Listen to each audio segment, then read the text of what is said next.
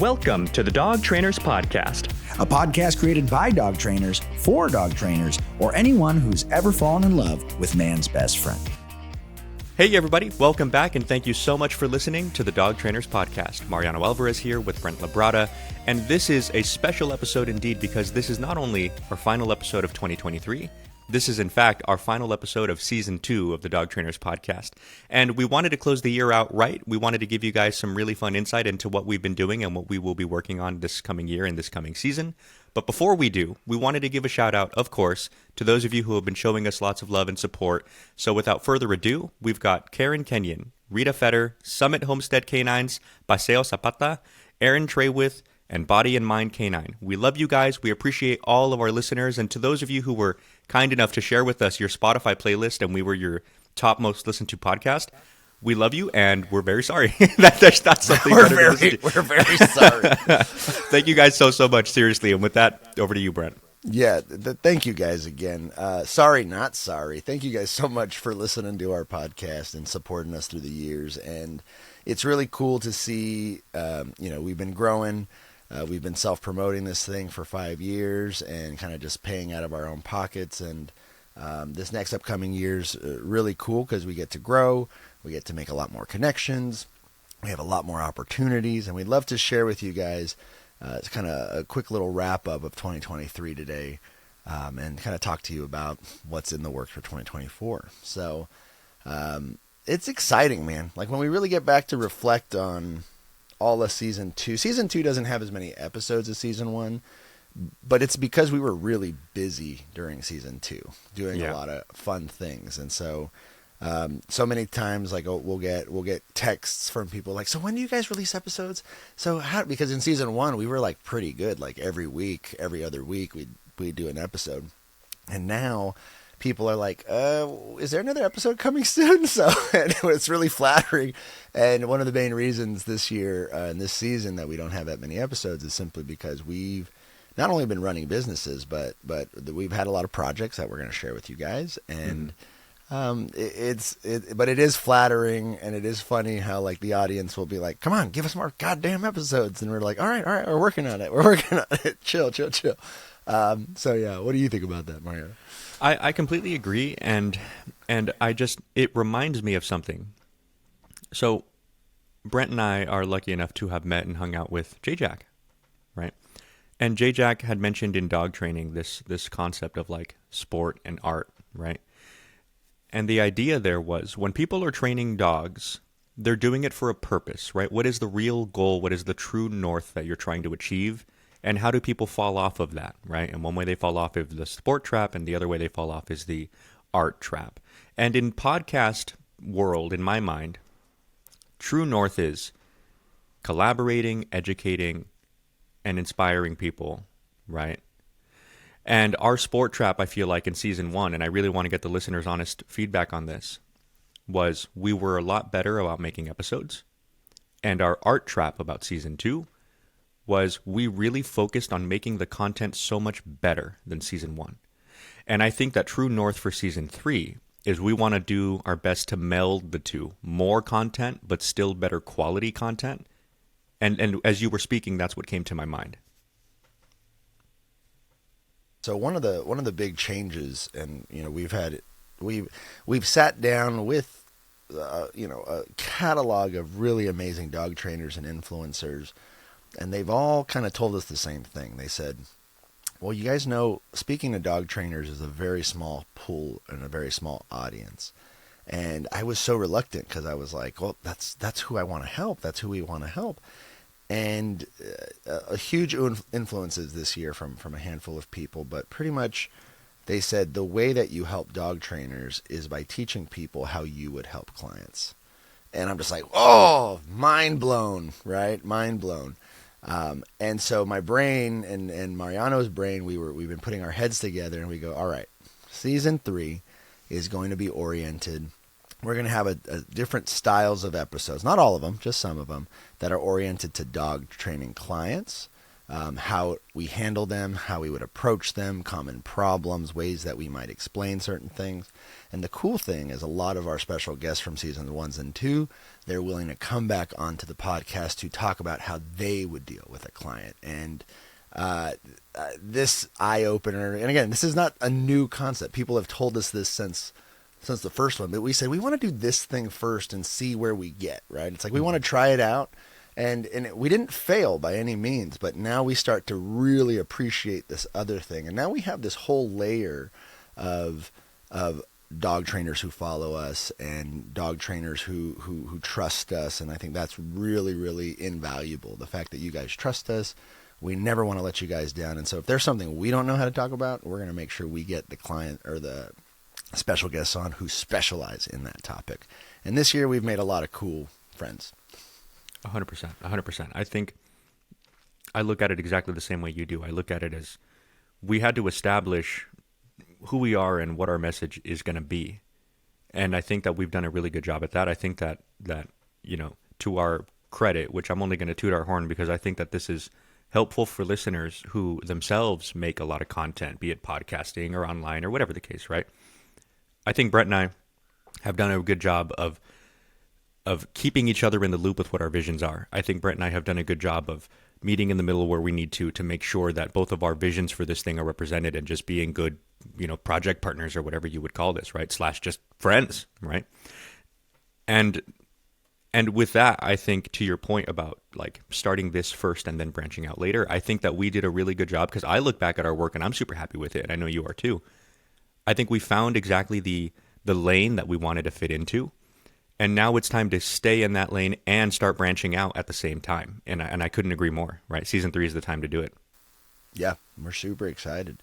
So we wanted to kind of recap with you guys. Well, first of all, this is going to be released around the holiday time. So happy holidays to everyone, whether it's Hanukkah, Christmas, I don't know. Are there other end of the year holidays? Is Kwanzaa? But someone was telling me about Kwanzaa. They're like, is that really like a thing that we celebrate a lot? I don't know. If you celebrate Kwanzaa, happy Kwanzaa to you guys too. But yeah, let's recap this year, Mariano, and let's tell people a little bit kind of why they don't have so many episodes, but for good reason. Yeah.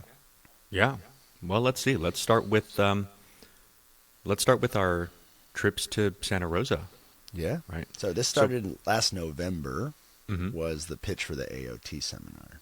100%. Right.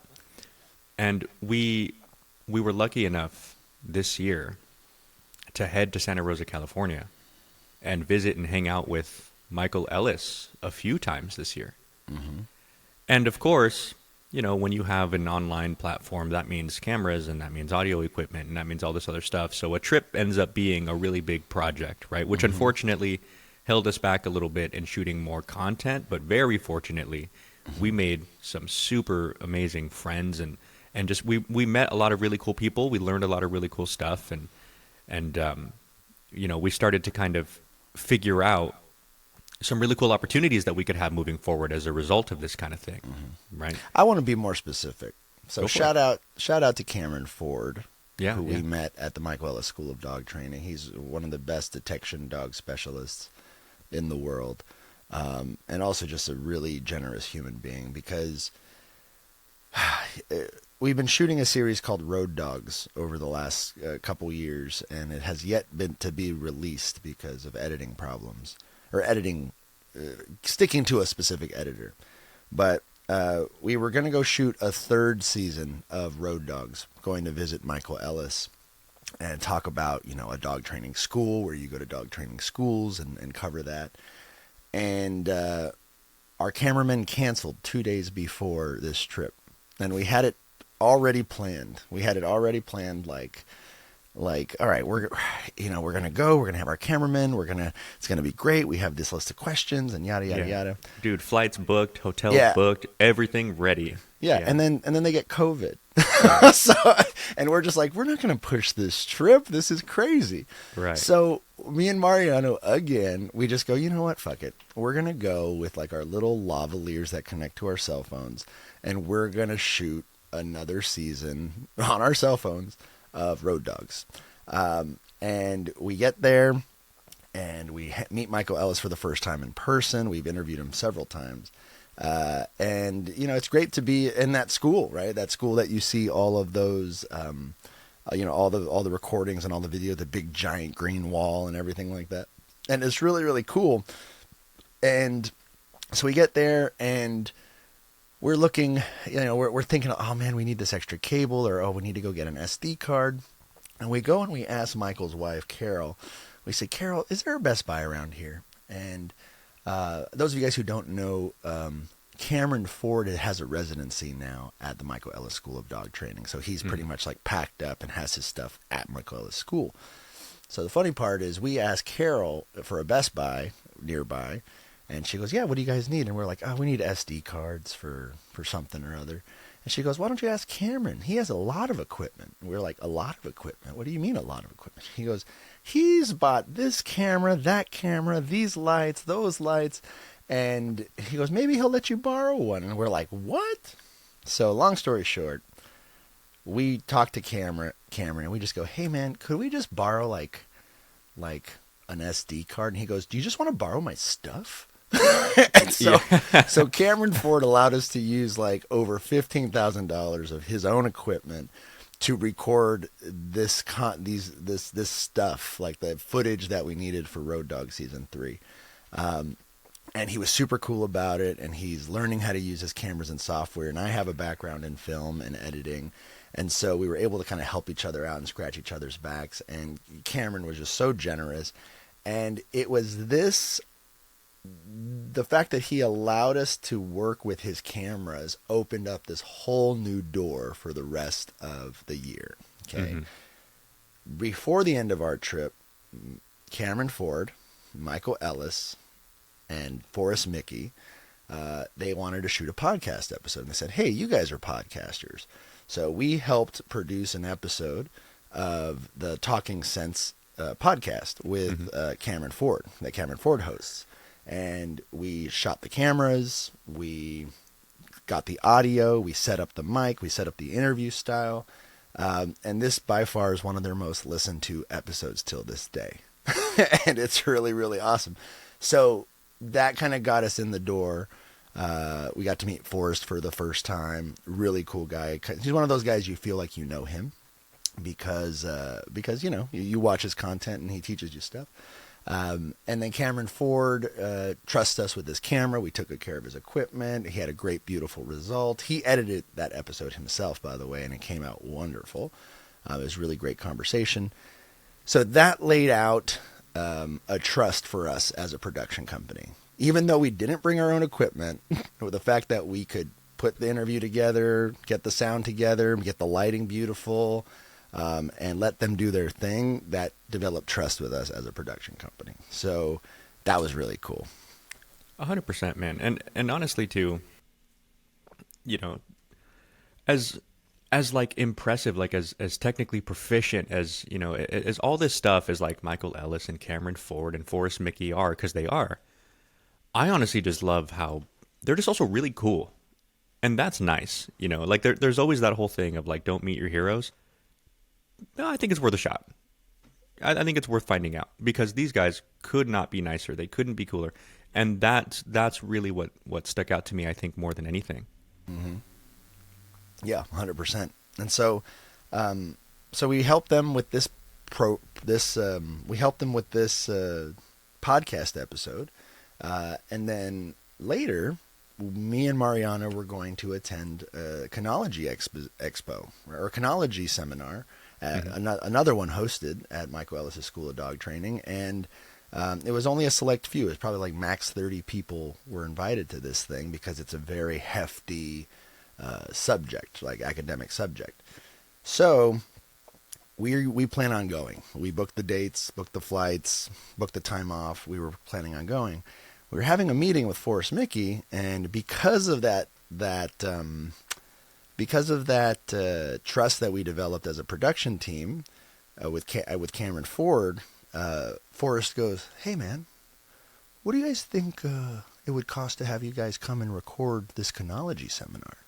And we go, "Well, I don't know, I don't know, let's talk about it. So we ended up negotiating a deal with the guys, and we were able to go and shoot the first Kinology event at the Michael Ellis School of Dog Training.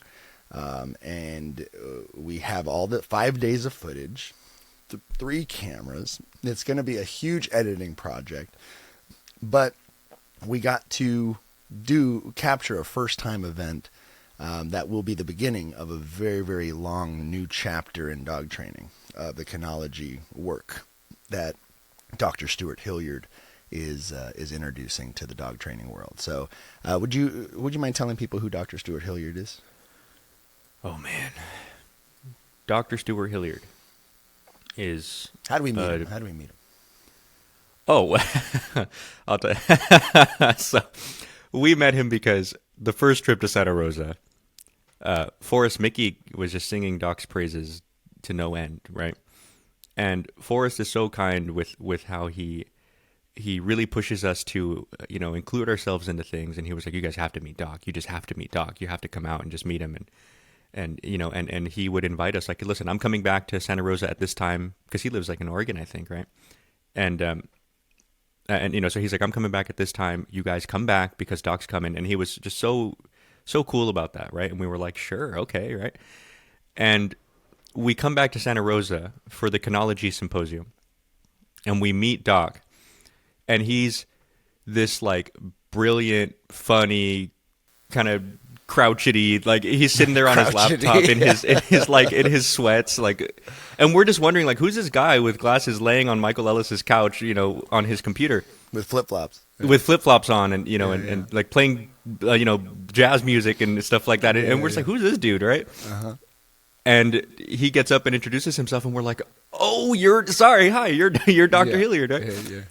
And he was just really cool, like, he had this very special this very like special kind of vibe to him, like, and it was funny because you see him kind of laying there like typing away, doing his thing, listening to music, blah blah blah, and I couldn't help but wonder, like, what's he doing? Like, what's this guy typing over there, right?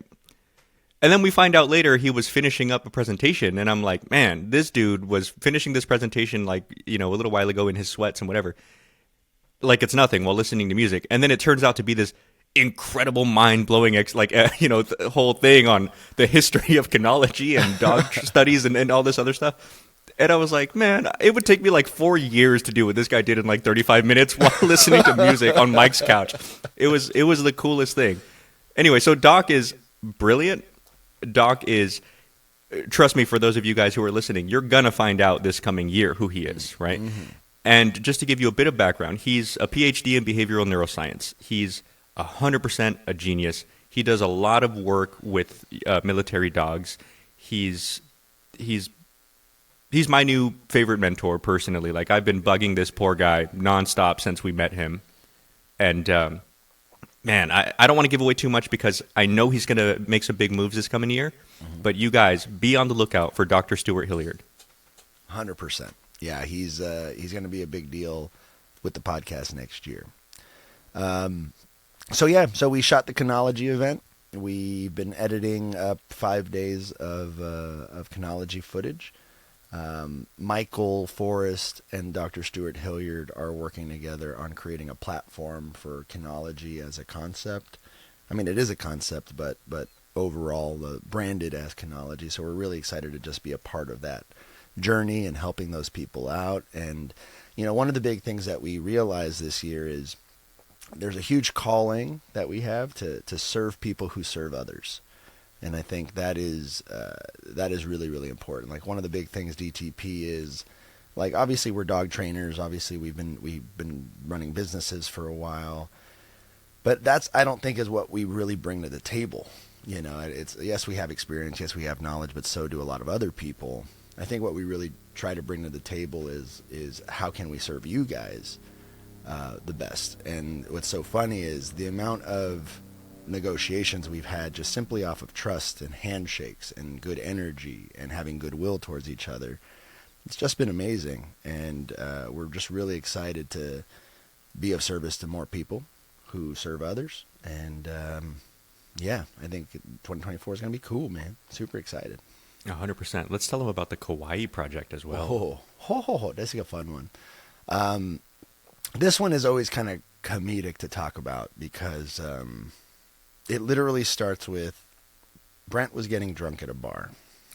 That's literally how the story starts. So in January, was it January? December?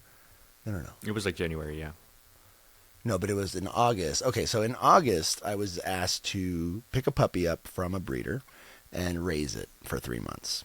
And my job was to obviously raise the puppy, socialize the puppy, get it all vaccinations, because we had to get a health certificate and a health permit because the dog was actually being flown to Hawaii to its new owners.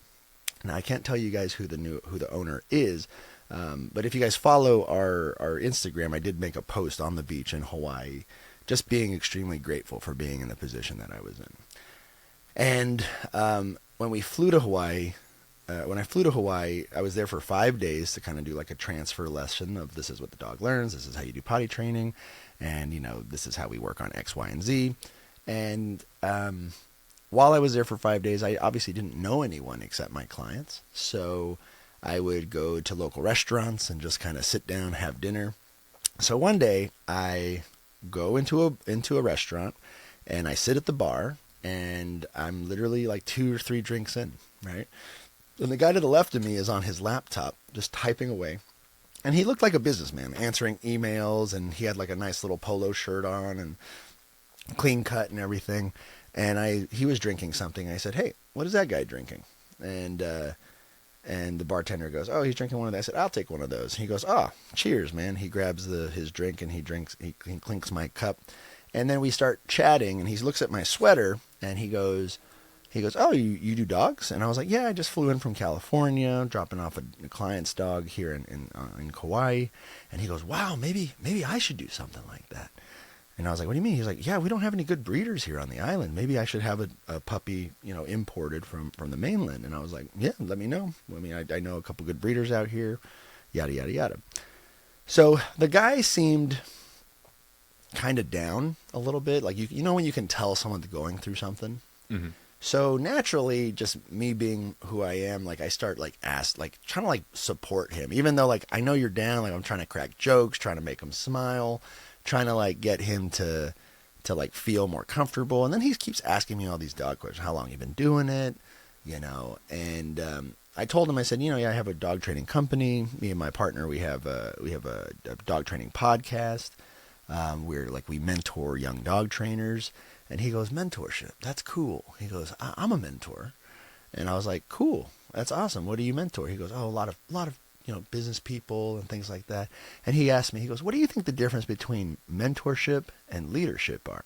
And I go, "Well, that's a good question." I said, "I guess if I had to spitball an answer, I said, I think leadership is you and a person. You're guiding and leading a person towards a common goal. Versus mentorship is I just want you to be the best version of yourself. Be yourself, but I want you to be the best version of yourself," which I guess could be a common goal. But I was just like, I think one, you're moving towards a goal, and the other one is you're just trying to support and be there for someone. And he looks at me and goes, "That's an interesting definition. I never thought about that." He goes, "Maybe I should change what I have on my business card," because he's like, it says mentor. He's like, "Maybe I should put leadership or something like that." And I was like, "Yeah, maybe." So then we start talking more about dog training. And I just start, as you guys can tell about on the podcast, I can talk about dog training forever. But one of the big things that I was telling him was like, when I was 18 years old and I learned about dog training, it was what I needed at the time, because I needed to feel strong. I needed to feel in charge of something. I needed to feel that I had some sense of control over what was happening around me. I needed companionship. I needed guidance. I needed, to learn positive habit formation, right? And through dog training, we know that there's like psychology and neuroscience and, healthy habit formation and all this cool stuff, right? And so I'm just spewing all this stuff out, and he's just like, "What are you doing tomorrow for lunch?" And I go, "Well, nothing. I just have my client, and then I have nothing after that." He goes, "All right, meet me at 3:00 at this place on the island." And I said, "Okay, great." So next day, we're having drinks again. And during having drinks, I start telling him about my nonprofit that I have, the Canis Foundation, right? And the whole goal of the Canis Foundation is to use the art of dog training to help, high school kids, to help inner city kids, to help the community, dog owners, things like that, and teaching them things. So I'm telling him about a program concept that I have for like high school kids, middle school kids, where we teach them. We teach the art of dog training to just kind of help teach leadership skills. And so when I said the word leadership, he was like, "We have a leadership program here on Kauai." And I was like, "Okay, cool." And he goes, "Do you think we could do a program like this on the island?" And I go, "I don't see why not, And then he goes to tell me some stats that were really, really heartbreaking and something that we don't really think about as people who live on the mainland. But apparently, when you live in paradise, you kind of you're not impressed by paradise anymore, right? When you live on an island and you're landlocked and you don't have a lot of opportunities, like they can't really go skiing, they can't really go to the desert, they can't really do any of those things. So a lot of the youth, unless they're able to travel outside of the island, it can lead to kind of just being landlocked and kind of being depressed and kind of getting bored and things like that. And then on top of that, the lifestyle of the people in the island has kind of evolved over the last 50 years. So, a lot of it is like you have like 6, 7 people living in one house because they can't afford to have their own spaces. So families kind of cluster together, and this kind of leads to a lot of mental health issues. And he was telling us that under the age of 25, there's about 11% attempted suicide rate on the island. And that was mind-blowing to me. And he said a high percentage of high school kids, they have either self-harmed or they have tried to commit suicide at some point, under the age of 18. And we're just like, what? How is this possible?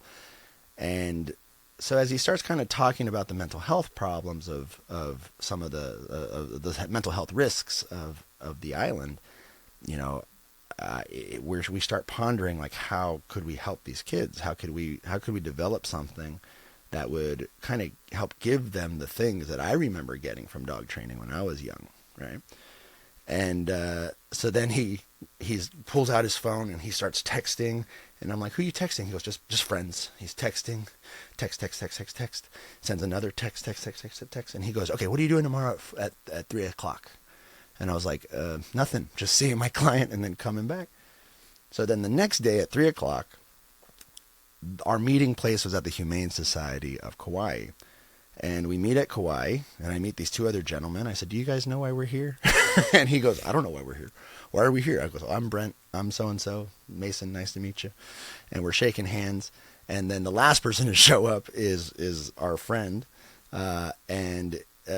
Just a heads up, this guy he runs a nonprofit, or he's on the board of a nonprofit. He's a very successful businessman. He has a lot of connections, and people know who he is on the island. So we sit down in a boardroom, and he literally starts the conversation and goes, "All right, this is my friend Brent. He's a dog trainer from LA. We got drunk yesterday at a bar, and we just had a couple ideas that we wanted to pitch to you guys." He goes, "Brent, take it away." And so all of a sudden, I didn't have a presentation prepared or anything, but I just started speaking from the heart, just as we do here on the podcast. And I was able to get these 2 other guys. One of them was the councilman for the island. Mm-hmm. So he's a representative of the people. And then the other one was the head, or the president, or the chair of the Humane Society. And we were able to sit down and talk about a program on how we could help kids, how we could help dogs, and how we could help share the art of dog training and hopefully make a positive outcome with it. So pitched them this idea. They said, "Great." And one thing I said, "You know what? I need to get my partner involved. Mariano, he's back in Arizona. We can have a pitch for you guys, in the next month, if that's all right with you." And they said, "Of course. We just want to be cost effective, budget effective, all this stuff." So as soon as I get home from Hawaii, I call Mariano, and go and take the story up from there. So this guy calls me, and and he's like, "Hey man, what are you doing?" "Oh, I'm working, hanging out. What are you doing?" I'm flying home from Hawaii. Oh, that's cool. Yeah, I have this client, this person. Oh, that's pretty cool. Oh, and I met this guy at a bar, and we're gonna do this thing. And I was like, oh, that's really cool. And so Brent tees up this really cool opportunity and this really cool network. And so now I feel I'm like happy and like excited, but I'm also like, okay, I want to bring a sense of value here. Like, I don't want to be in this just to be in this because Brent's kind enough to like include me in it, right?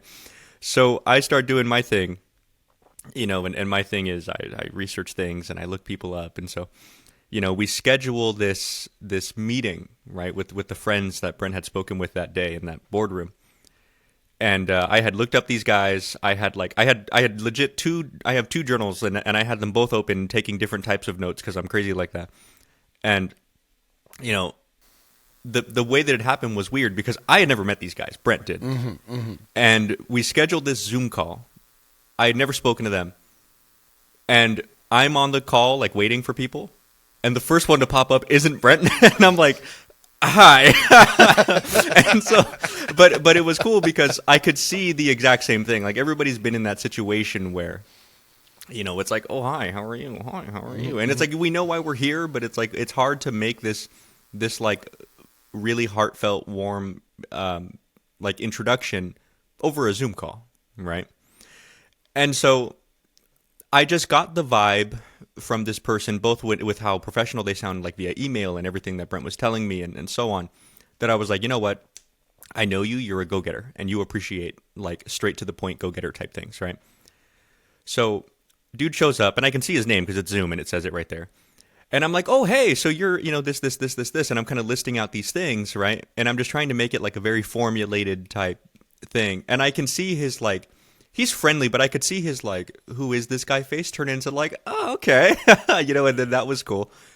And then Brent shows up and then our other friend shows up. And then, I'm like trying to plug and play all this information. Like, so this is who you are. This is who you are. This is who we are. Go. Right. And it was cool because it laid kind of a structure for the Zoom call, and while these guys are chatting us up and telling us about these stats on the island and showing us these different like videos and presentations on how serious they've been taking this and how far they've been looking under all these different ideas to try to figure some stuff out. We're just kind of taking our notes down and drafting ideas as they go, and I'm just I'm trying to again just make myself useful on this call, right, and kind of build a reason, I guess you could say, for me to be on it. And it was super fun. And I think that by the end of the call, I came to this really funky realization, which is super cool. It was really funny. These two guys are the exact same dynamic as Brent and I. So it was like this totally other, it was just like looking into a mirror, and it was so cool. And it's so funny to hear their like conversation back and forth sound just like ours. Yep. And so, so it was really cool. Two new friends, and we're just excited for this, for this youth project. And that's how I got involved anyway. Yeah, no, and yeah, to that point, actually slipped my mind. It was like we were looking in a mirror. One was the artistic, emotional, inspiration, like fun-loving type, and the other one was very structured and to the point. And I guess the best way that I can describe it in my head right now is like Mariano is like a vessel, like he's a cup, right? Like he helps bring structure to things, and I'm more like the liquid. Like I'm very like flowy, and like I'm gonna creep up in places that not like I'm gonna seep through things. I'm gonna try and like penetrate this wall and this wall. It was going so well. It was going so well, but you get the metaphor, right? Yep. I think anytime you bring up water as a metaphor, it can either go one of two ways. I'm going to creep up in place. I'm going to creep up in place. You're going to be like, oh man, why is there water here? Yeah, never mind. I'm going to stop with the water metaphor. It never goes. It can get real gross real quick. So. Long story short. Shorter than that. We're opposite elements, and it correct. Works. It works. Right. That's the whole point of that, right? So that's the Kauai project. It was due to be. We had that approved in about July, and we were supposed to get started in November. But as you guys know, the whole island or Maui got caught on fire, and so a lot of the money got reallocated the money that we were going to use to fund that program got reallocated to different things having to do with the fire. So we are hoping to get that project launched sometime, summertime of 2024. And it's still kind of unclear right now because they're trying to get funding for it. Again, we had funding and now we lost funding. So we're hopefully trying to get that funding again. But super excited to be part of the project and to even be considered and making that happen. Yeah. 100%. 100%. And that dynamic that we had kind of figured out was really cool because what came later last year was an idea to do a seminar with Michael Ellis, right? And the idea was to do a seminar that no one's really done before because it's centered not necessarily around training technique and hands-on application for dogs.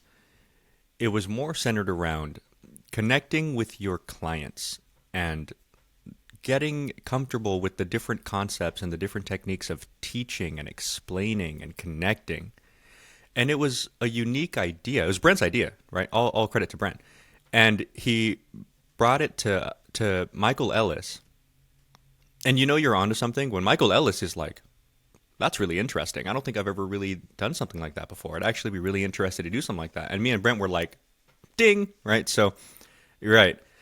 So, we started having Zoom meetings with Mike, and we just start planning out the structure. Like, okay, well, what would this entail, right? What would we cover? What would we do? Who would cover what? How long would it be? And just all of the logistics of building a seminar, which is a lot when you really get into it, right? And trust me, guys, when we tell you that when our first seminar as DTP is with Michael Ellis, Brent and I were like, let's make sure all of our material is solid, right? So we put lots of work into this thing, and it ended up becoming something really simple but really cool as a concept.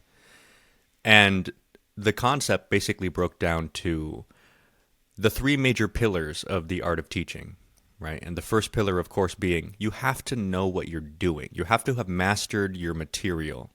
And something that a lot of our dog trainer friends, a lot of our very experienced friends like Mike and Forrest and, these really technically proficient, like high-level people, they all express the same sentiment. If you go back and listen to their interviews, they all say the same thing.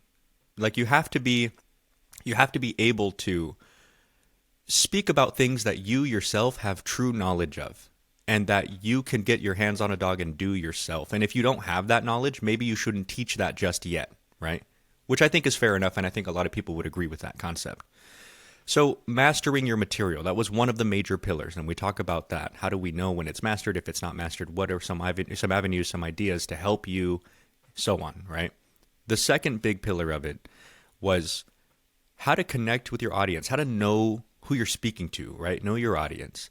And that was a really cool series of topic lectures from Brent and Mike on different ways that you can read people. Right, here are some personality tests. Here are some different connection techniques. Here are some different things like that, and that was really helpful for people because we had some fun interactive projects for people to kind of learn how to connect with each other. What are some different questions to ask each other, stuff like that, right? And then the third major pillar was conveying your message, right? So I know who I'm talking to, and I know what I want to talk about, but how do I formulate this, right? How do I teach this? And this was something that I kind of headed up since Mike had talked about mastering material. Brent was taking up the knowing your audience portion. And I was like, okay, I'll do this one, right?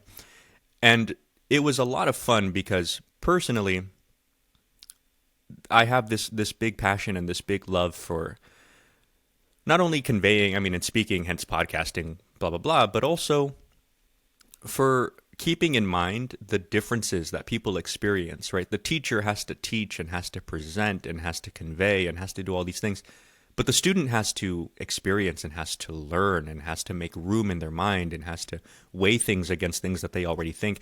And there's such it's such a cool kind of opposite, attract type deal when you're teaching someone for the first time something new, that I just really have so much fun keeping in mind and explaining to others why I think it's valuable to keep in mind.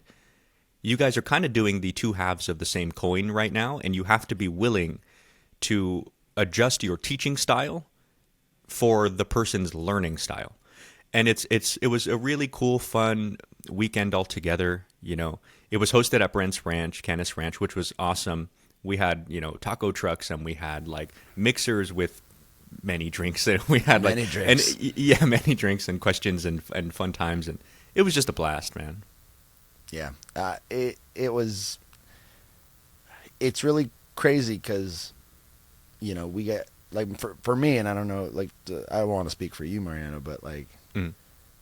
we get caught up in doing, like when you're just doing, and then what's the next thing, and then you do that, and then what's the next thing, and then you do this, and then what's the next thing, you know, and then you take a moment like this to like reflect on what you've been doing. And what's so funny is like prior to doing this episode, I was just like, what's the next thing? Okay, I got to do this for the January thing. I got to do this, you know, like my brain has not really sat and reflected on just the stuff that we do and that we're doing. And that's like a genuine thing. Like I'm not just trying to act all humble and shit. Like my brain does not reflect on the stuff that I'm doing. And it's really cool. It's really cool when I get a chance to actually put things in perspective and to be like, oh, hey, look, we did a seminar with Michael Ellis, and hey, we're friends with, you know, Forrest Mickey now, and we're friends with we're friends with a lot of dog trainers, so not to discount that, but just like being able to add people that we respect to the list and people that we admire to the list, it's always cool. Yeah, so I just want to take a moment and like soak that in a little bit, because that's cool, man. That's really, really cool, and it's all like passion driven, and it's all hope driven and optimism driven, and it's like, again, we balance each other out many times, but my attitude has always been like why not? Let's go try it. Let's go do that, you know? And like that's and you've always been a cool partner to be like, yeah, let's do it. Like I don't think I could do these things by myself, you know? And it's really cool to just be like, I got a partner in crime, and that's why you're the best podcast partner ever, man. So I appreciate you. Listen, I love you too, man. I appreciate it. I think, and I agree, by the way.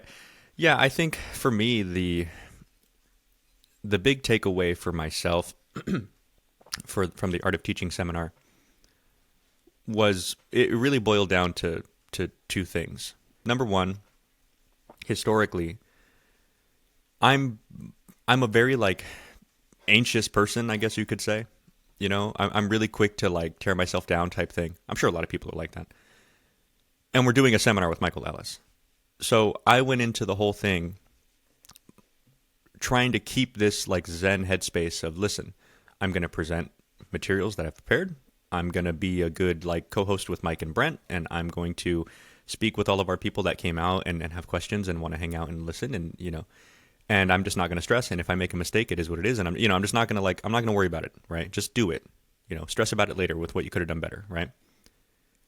And that worked out really well, and it's cool because as the podcast grows into new opportunities, I think that's just something that personally I have to do for myself to perform well, right? Mm-hmm. And I think I did okay, right? I think you nailed it. You were awesome. Like you were a great speaker.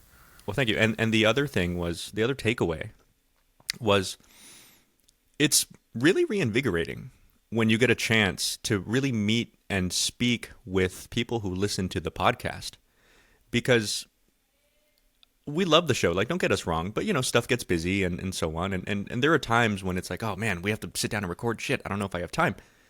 But then you meet people who genuinely just value your feedback and genuinely respect and appreciate how you dissect things and analyze things and interpret things.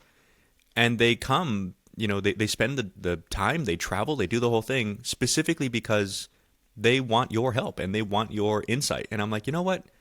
The podcast is a really important thing. And it was invigorating in that way to be like, yeah, sure, you guys actually care about how we break things down. You don't think I'm crazy? Because I fucking do. But if it's helpful to you, yeah, right. If it's helpful to you, then yeah, we'll keep going. Yeah, right. Yeah, and it was cool because we've been through a lot of seminars, and usually maybe there's like 3-4 people that listen to the podcast, you know, and that's always nice. It's like you see that the occasional person that's like, oh hey, nice podcast. Oh hey, like your podcast, right? And it's cool because, to have any level of notoriety is awesome. But to be at a seminar where almost everyone listens to your podcast, I think there was a handful of people that are like, we're here for Michael, and most everyone there was there for Michael. Don't get me wrong. Yeah, everyone was there for Michael. But the fact that 98% of those people listen to our podcast also was just mind blowing. And so it helps really like anchor you to a purpose, anchors you to get to know your audience. It really anchors you to the mission, and it's just really cool. And kind of figuring out different ways of how we could serve and help is just it's fun. That part is fun because we get to be creative about it. Totally. I couldn't agree more. And I think, if we were to look back at this year, Trip to Santa Rosa, the Kauai Project, the Art of Teaching seminar, finalizing a lot of road dogs for next year, all this kind of stuff. If we were to look at it as what lessons have we learned that we think would be valuable for people to hear, I guess. One that I'm really passionate about, I mentioned it briefly with the Kauai thing, is I love finding ways of being of service, right? Like, I like that, like in my mind, another way that Brent and I are very opposite is Brent has this whole skill that I wish I had, but I don't. And it's cool because Brent has it, right? And as partners, we have it like as a group. Brent has this skill of connecting with people and like just creating opportunities. Brent's like a fucking genie, right? Genie. And it's amazing, by the way. Like, for those of you who have met Brent and know Brent, maybe been to the ranch for a seminar type thing, you know what I'm talking about. But for those of you who haven't met him, you should reach out. Like, it's Brent has this talent for creating things, which is, not surprising, right? He's like an artist, right? But with that, one of the lessons I've learned is apply what you apply. And I say that because it's hard to be a partner and a friend to somebody who's that talented and not want to like almost embody a lot of that and try to become a lot of that. Like, everybody's like that, right? You could look up to someone, you want to be like it, And it's not that it's a bad thing to aspire to do. It's just also like not what my personality is. So I've wrestled over the past few years since we started this show of, should I be more like this or should I be more like that? And I finally settled in on this really nice conclusion that, no, Brent's got it. I'm going to do my job. And my job is, now that we have the school opportunity, thanks to him, what can we build out of this? Like, let's write the how-to manual for it and make it make sense. Pen to paper makes sense, right? And I found that for myself, finding ways to be of genuine service to the other guy, that's something that not only is fun to do and it feels great to do, but it also opens opportunities in itself. And it's also a really cool way to be a counterbalance, to a friend who has the skill set of creating opportunities. It's like, okay, well, let's make it tangible, right? So that's definitely one that I'd want to bring up to people is find ways to be of service. Yeah. Trying to be a giver, I think. That's important. One thing also to be really clear is like, and so when me and Mariano were first starting out, we worked together and we would get drunk at a bar, and we'd get drunk at that bar almost every day. Mom. Oh yeah, almost every day after work, and we would talk about stuff like, wow, wouldn't it be cool if there was this dog show? Wouldn't it be cool like if there was like this, if maybe, and then this is when we were like first talking about the podcast, and I remember one of the big things that I would say is like, I want to make a dog show that makes people smarter. Not just a dog show that like makes your heart warm up, and like, oh, look at Bella 30 minutes ago was lunging at people and now she's not lunging at people. Wow. Like, I don't want another episode of The Dog Whisperer. I wanted something that makes you smarter, like something where you're just like, whoa, I did not understand reactivity until I watched this episode, or I did not understand, puppy raising until I watched this special, like whatever it was, right? And so I'm a big fan of Bill Nye the Science Guy, a lot of National Geographics, a lot of like brain games, like things that educational programming. And I would love there to be something like that with just basic, chronology, like the study of dog training and ownership, right? Like that would be super cool. And even though we had these dreams like 10 years ago, right? Talked about it 10 years ago. If it wasn't for our hard work and our dedication to our businesses and being able to generate a business that helps bring and provide income for us, there would be no other way we could focus on these dreams, right? We might be able to do it, but we'd just be like struggling artists. You know what I mean? We would be like scraping to try and make ends meet. So big shout out to my staff, big shout out to your staff, big shout out to, the hard years of cleaning kennels and training dogs and working with clients and stuff like that. That is now like putting us in this position where we could do the creative stuff, have fun, try to make these other visions and these other dreams into realities. And big shout out to our to our younger selves, being all ambitious and shit, and we're still here. So that's pretty cool. Totally, man. It's fun. I think the way that I like interpret what you're saying is just the importance of putting in the work, the importance of showing up, the importance of not giving up, right? The importance of keeping focused. And I agree, because this year was one of those years where, dog trainers have this often where it's like, you did something for someone, trained a dog or something, or created a program for someone or something like that. And you kind of think to yourself, well, that's nice. And it was what it was, and on to the next one. And then years later, you find out somehow or another, this is really about to pay off for you. This work that you put in a long time ago, right? Like this owner got another dog and they want specifically you, right? Or this other opportunity that you had, you learn later, it did a lot of good for someone, XYZ, right? And I've had a lot of those things happen this year in specific for some reason. Like, oh wow, that kind of bared fruit in a way that I wasn't expecting. That's pretty cool. Okay, well that's nice. It's nice to know that your work is valuable. Yeah. Right? Like real world valuable, right? But you won't know unless you stick with it. And you won't know if you're not willing to put in work and willing to believe in a future objective type thing. Right. Yeah, I couldn't agree more. Totally. All right, now that we're done being emotional little monkeys, what's next for 2024? Oh, man. Let's see. Where do we start? Well, I think I would start personally with Season 3. Yeah. I'm excited for Season 3. I'm really looking forward to it. I love this podcast. This has been such a passion project of ours, and I listen back all the time to previous episodes, and I'm like, man, I love how much we like sucked in the beginning, and I love how much better we've gotten as we kind of got into like. I have a different experience. Like sometimes I'll listen to an old episode of the podcast, or my staff will be like, hey, on season 1, episode 23, you said this thing, and I won't remember what I talked about, so I'll have to go back to listen to that episode. And when I listen back to that episode, there are times where I'm just like, is that me talking?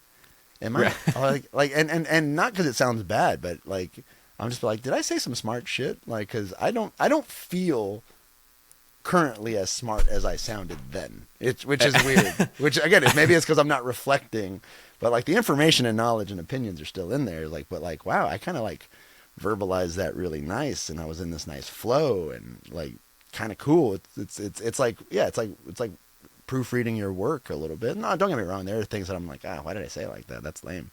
But for the most part, I'm more surprised. I'm like, wow, I sounded smart back then. I hope I still sound smart. No, I think it's good. I think what you're feeling there is just like we're happy with it, but as we go on with it, our standards are getting higher, which they should. Like we should always want to make this thing better, right? Yeah. And that's what I get excited about. Like, I'll listen back on some previous episodes, and same thing. It's not horrible. Episode 1 was fucking horrible, right? It was like 4 minutes long, too. Yeah. But they're not bad, but they can be better. And I've always spent lots of time trying to figure out, like, what's a better way to interview? Are there tactics for this? How do you create an outline? How do you do this whole thing? And I think that we're hitting a nice little groove there, and I'm really excited to test that metal. Yep. Not just on more interviews and and return interviews, which are going to be different and stuff like that. Yep. But also when it comes to content that's a little more streamlined for dog owners. I'm really looking forward to the dynamic changes and the challenges that come with it, because I'm confident that we're going to make some really good stuff. Yep. And yeah, the biggest change for season 3 is creating content for dog owners, and through that also helping dog trainers. That's going to be super exciting. That's going to be huge. Love that. What's next? Well, let's see. We have an event coming in Ooh. January. It's actually less than a month away now, right? Less than a month away. Yeah, it's like 3 weeks away at this point. And it's super exciting because it's kind of under wraps. I'm not exactly sure how much I can say about this right now, but what we can say, unequivocally, by the way, is this event is not only the first of its kind by far, it's the first time any group of notable, really impressive dog trainers of this size, of this magnitude, are getting together in one place ever. And the material that's being presented is going to be straight up next level stuff. Yeah. And Brent and I are going to be facilitating and hosting and producing a lot of really amazing content from excellent high-level dog trainers. And that starts in January. Yep. Right? Just a whole new chapter for us. Yeah, and again, this is a bold statement, but I think it's true. I really think it's true. I think the content that's created in January is going to elevate the state of current dog training on all sides, right? It doesn't matter what what creed you come from when it comes to dog training. Like, watching this content, the years and years of research of operant conditioning, classical conditioning, the data, it's going to really open up just everyone's mind and lock in a lot of solid information into people. Again, it's not a matter of styles of training. It's all dog training. Kinology is the study of dog training, period. So it's really cool. And so, yeah, that's what we're going to be working on in January, and we'll tell you guys more about it next year. 100%. What else, man? Road Dogs is coming. Road Dogs Dogs is going to be exciting. Woo. This has been in the works for a while. Yeah. Right? It's been a couple years. We recorded a lot of footage a couple years ago, and we're finally releasing it next year.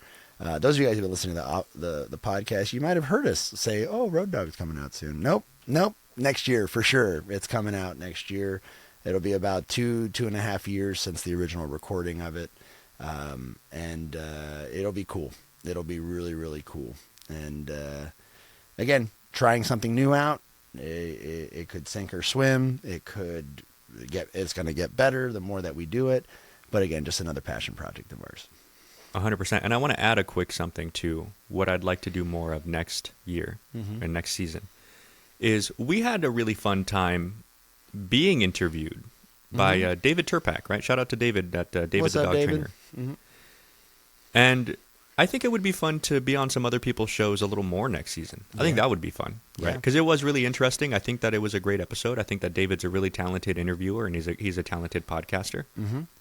And it's fun to have the tables turn on you a little bit, isn't it? Like I think it's great. Yeah. I think we remarked more than once, like, "Oh, it's so weird that someone's asking us. We have to come up with the answers now." Yeah. But I'm looking forward to doing more other people's podcasts and stuff like that next season and next year. Yeah, I'm excited. I think Oscar Mora asked us to be on his podcast next year. Oh, yeah. The Elevated Canine podcast. So we'll be on that.